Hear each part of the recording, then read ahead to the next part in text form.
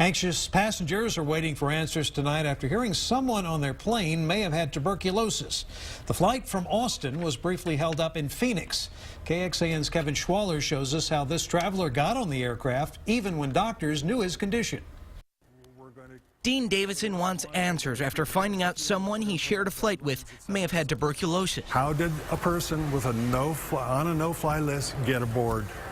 You know, who's responsible? Is it TSA? Is it U.S. Airways? It took a matter of hours once the process got rolling. Austin-Travis County Health and Human Services contacted the CDC, but by the time it made it through the process to the TSA, the man was already a half hour into the first leg of his trip. Personally, have not had to use that. Medical Director for Austin-Travis County HHS, Phil Wong, says this is his first experience with the medical do not board list.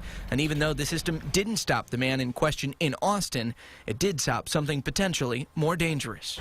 We're the most concerned of flights over 8 hours in length, so this was a 2-hour flight. But you know, there was the intention for this person to travel on a flight that was overseas that would be over 8 hours. The CDC is not asking passengers to take precautions. Still, Austin-Travis County Health and Human Services is offering to test concerned passengers for TB if they want it. In Austin, Kevin Schwaller, KXAN News.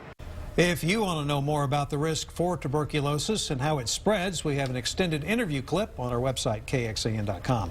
We wanted to put the risk of TB exposure in perspective for you. First of all, there are two types, one that's contagious and one that's not. A person who is infected with the tuberculosis disease suffers from symptoms of coughing up blood, fever, chills, night sweats, and fatigue.